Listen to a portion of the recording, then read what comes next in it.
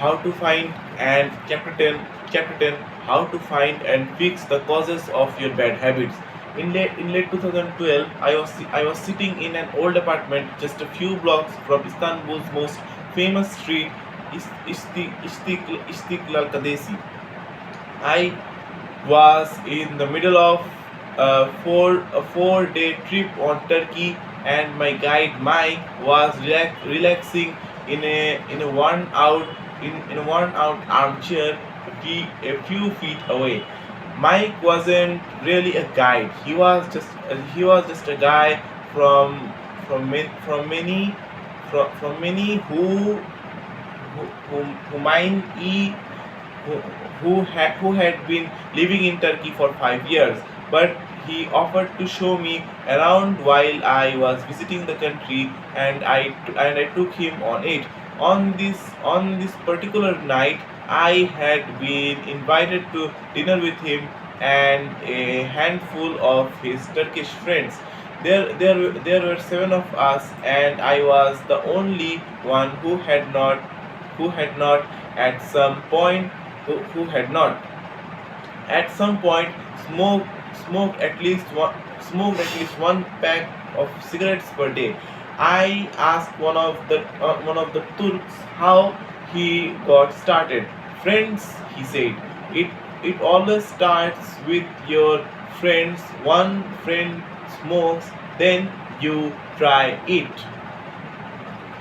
What what was truly fascinating was that half of the people in the room had managed had managed to quit smoking. Mike had been smoke free for a few years at the point, and he swore up and down that he broke the habit because of a book called Alan Carr's Easy Way to Stop Smoking. It frees you from the mental burden of smoking. He said it tells you stop lying to yourself. You don't actually want to smoke. You don't really enjoy this. It helps you feel like you are not the victim anymore. You start to realize that you don't need to smoke. I had never tried a cigarette, but I took a look at the book afterward out of courtesy. The author employs an interesting strategy to help smokers eliminate their cravings. The systematically reframes each cue associated with smoked and gives it a new meaning. He says things like, you think you are quitting something, but you are not quitting anything because cigarette do nothing for you. You think smoking is something you need to do to be social, but it is not. You can be social without smoking at all. You think smoking is about relieving stress, but it is not. Smoking does not relieve your nerves, it destroys them. Over and over, he repeats these phrases, other like them. Get clarity into your mind. He says you are losing nothing. You are making marvelous positive gains, not only in your health, energy, and money, but also in confidence, self-respect, freedom, and most important of all, in the length and quality of your future life. By the time you get to the end of the book, smoking seems like the most ridiculous things in the world to do. And if you no longer expect smoking to bring you any beliefs, you have no reason to smoke. It is an invention of the second law of behavioral change. Make it unattractive. Make it unattractive. Now I know this idea might sound overly simplistic. Just change your mind and you can quit smoking, but stick with me for a minute. Where cravings come from? Every behavior has a surface level craving and a deeper underlying motive. I often have a craving that goes something like I want to eat tacos. If you were to ask me why I want to eat tacos, I wouldn't say because I need food to survive. But the truth is, somewhere deep down I am motivated to eat tacos because I have eat to survive. The underlying motive is to obtain food and water, even if my specific craving is for a taco. Some of our underlying motive includes conserve energy, obtain food and water, find love and reproduce, connect and bond with others, win social acceptance and approval, reduce uncertainty, achieve status and prestige. Craving is just craving is just a specific A craving is just a specific manifestation of a deeper underlying motive. Your brain did not evolve with a desire to to smoke cigarettes or to check Instagram or to play video games.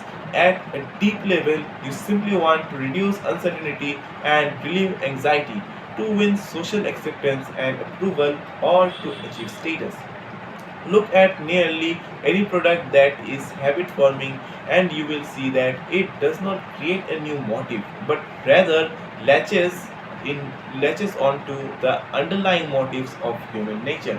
Find love and reproduce using Tinder. Connect, connect and bond with others browsing Facebook. Win social acceptance and approval posting on Instagram. Reduce uncertainty searching on Google. Achieve status and prestige playing video games. Your habits are modern day solutions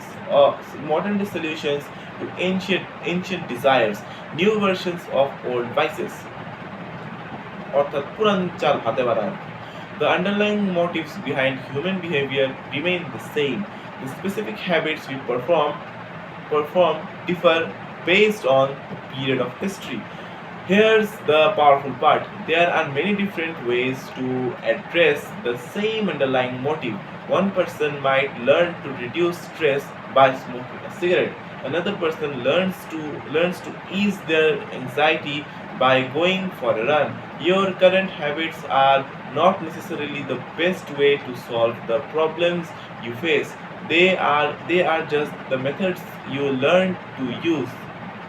Once you associate a solution with the problem you need to solve, you keep coming back to it. Habits are all about associations. These associations determine whether we predict a habit to be worth repeating or not. As we covered in our decisions of the first law, your brain is continually observing absorbing absorbing information and noticing cues in the environment. Every time you perceive a cue, your brain runs a stimulation and makes a prediction about what to do in the next moment. Cue. For example, cue. You notice that the stove is hot. Prediction.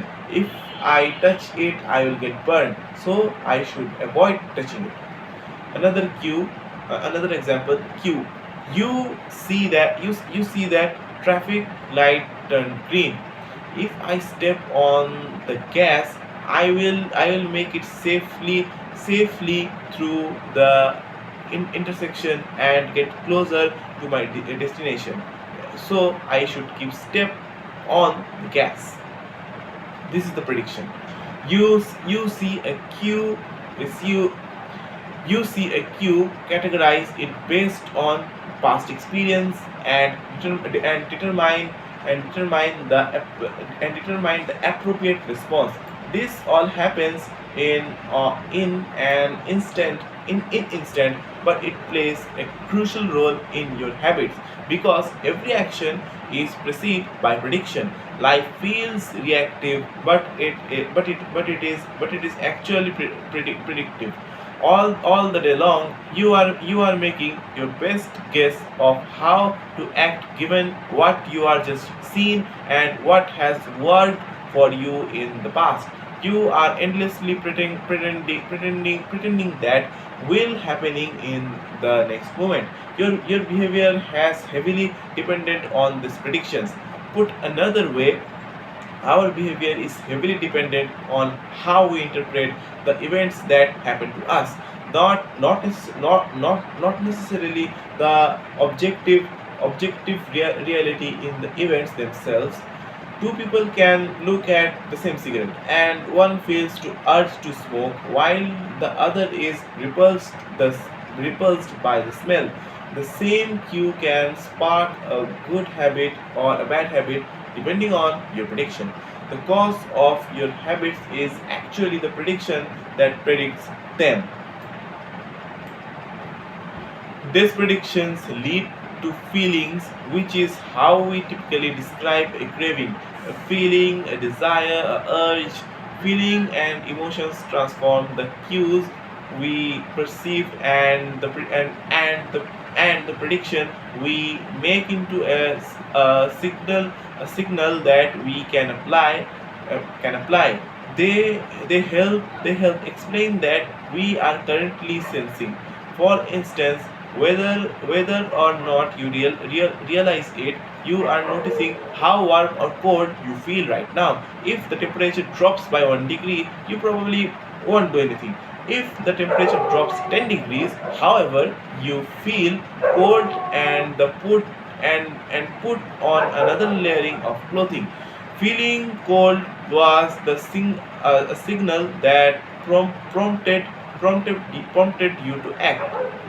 You have been sensing the cues the entire time, but it is only when you predict that you would be better off in a different state that you can take action. A craving is the sense that something is missing. It is the desire to change your internal state. When the temperature falls, there is a gap between what your body is currently sensing and what is wants to be sensing. The gap is between your current state and desired state provides a reason to act. Desire is the difference between where Desire is the difference between where you are now and where you want to be in the future. Even the tiniest action is tinged with the motivation to feel differently than you do in the moment. When you bring eat or light up or browse social media, what you really want is not a potato chip or a cigarette or a bunch of likes. What you really want is to feel different. Our feelings and emotions tell us whether to hold steady in our current state or to make change. They help us decide the best course of action. Neurologists have discovered that when emotions and feelings are impaired, we actually lose the ability to make decisions. We have no signal of what to pursue and what to avoid.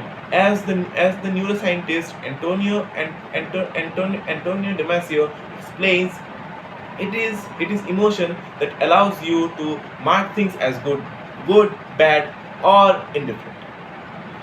To summarize, the specific cravings you feel and bad habits you perform are really an attempt to address your fundamental underlying motives. Whenever a habit successfully addresses a motive, you develop a craving to do it again. In time, you learn to predict that checking social media will help you feel loved, or that watching YouTube will always you to forget your fears. Habit are attractive when we associate them with positive feelings, and we can this insight to our advantage rather than to our determinant.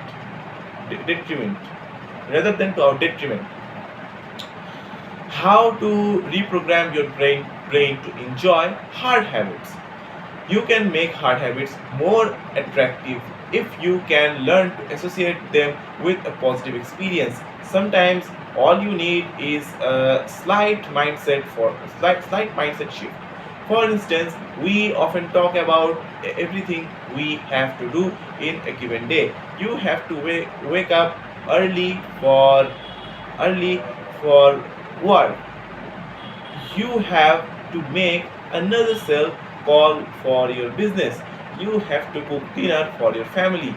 Now imagine changing just one word. You don't have, you get to. You get to wake up early for work. You get to make another sales call for your business. You get to cook dinner for your family. By simply changing one word, you shifting the way you view each event. You transition from seeing these behaviors as burdens and turn them into opportunities. The key point is that both versions of reality are true. You have to do those things, and you also get to them. We find we find evidence for whatever mindset we choose. I once heard a story about a man who uses a wheelchair. When asked if it was different being confined, he responds, "I am not confined to my wheelchair. I am liberated by it. If it wasn't for my wheelchair, I would be bedbounded and never able to leave my house." The shift in perspective completely transformed how we live each day. Reframing your habits to highlight their benefits rather than their drawbacks in a fast, lightweight way to reprogram your mind and make a habit seem more attractive. Exercise. Let's go for example. Exercise. Many people associate exercise with being a challenging task that drains energy and wears you down. You can just as easily view it as a way to develop skills and build you up. Instead of telling yourself, "I need to go run in the morning," say, "It is time to build endurance and get fast." Finance. Saving money is often associated with sacrifice. However, you can associate it with freedom rather than limitation of your realization. One simple truth: living below your current means increases your future. The money you save this month increase your purchasing power next month. Meditation. Anywhere who has tried meditation for more than 3 seconds knows as knows as frustrating it can be when the next distractions inevitably poops into pops into your mind. You can transform frustration into delight when you realize that each interruption gives you a chance to practice redefine to your breath. Distraction is a good thing because you need distractions to practice meditation. Pre-game jitters. Many people feel anxious before delivering a big presentation or competing in an important event. They experience quicker breathing, a fast heart rate, high hand, hand, high hand, aerosol. If we interpret these feelings negatively, then we feel threatened and tense up. If we interpret these feelings positively, then we can respond with fluidity and praise. You can reframe, "I am nervous" to "I am excited and I am getting an adrenaline rush." to help my concentrate. These little mindset shifts aren't magic, but they can help change the feelings you associate with a particular habit or situation.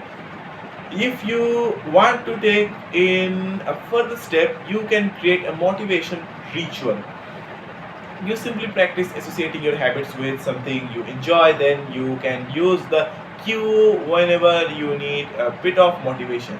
For instance, if you always play the same song before having sex, then you will then you will begin to link the music with the act. Whenever you get in the mood, just press the play.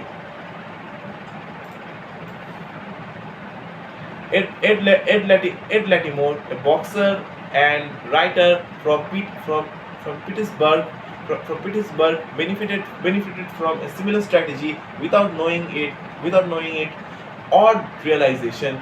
We wrote my he wrote my focus and concentration goes up just by putting my headphones headphones on while writing. I don't even play to music. I don't even play I don't even have to play any music without realizing it. He was conditioning himself. In the beginning he put his headphones on, played some music he enjoyed, and did focused work. After doing it 5, 10, 20 times, putting his headphones on become a cue that he automatically associated with increased focus. The craving followed naturally. Athletes using similar strategies to get themselves in the mind to set perform. During my baseball career, I developed a specific ritual, stretching and throwing before each game. The whole sequence took about 10 minutes, and did it the same way every single time. While it physically warmed me up to play, more importantly, it put me in the right mental state. I, be, I began to associate my pre-game ritual with feelings competitive and focused. Even if I was not motivated beforehand, by the time I was done with my ritual, I was in game mode.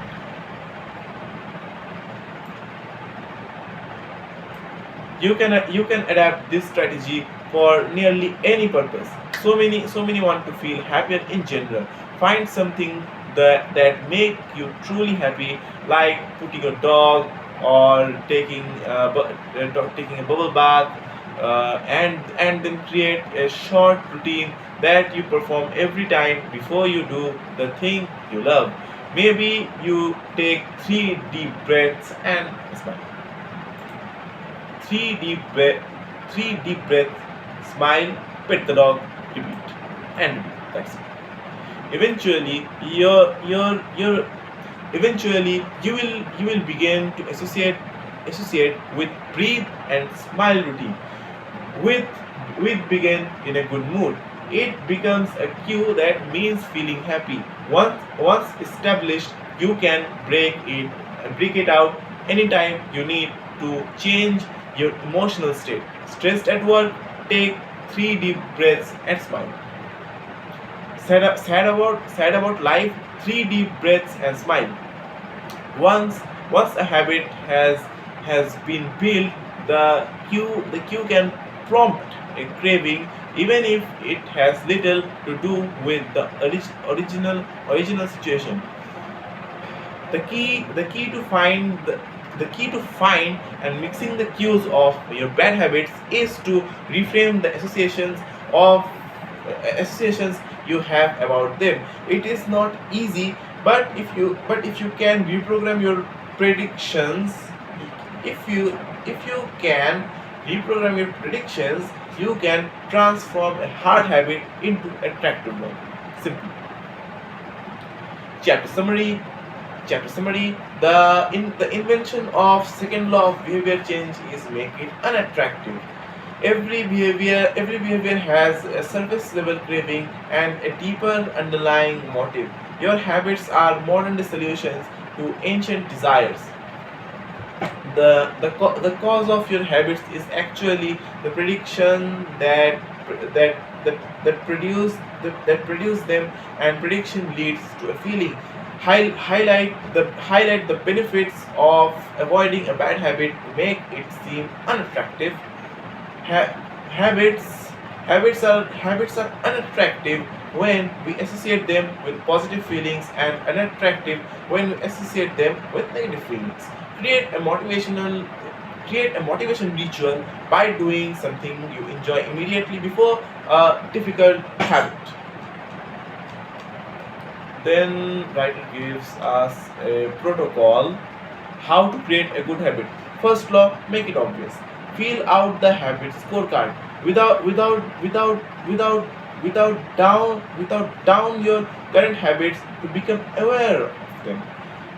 Second, first law, make it obvious. Use use implementation intentions, that the equation is I will behavior at time in location. Third, use habit stacking. After current habit, I will new habit. Then designing your environment, make the cues of good habits obvious and visible. Second law, make it unattractive. Use use temptation bonding, pair an action you want to do with an action you need to do. Join a culture where your desired behavior is normal behavior. Third, create a motivation ritual. Do something you enjoy immediately before a difficult habit.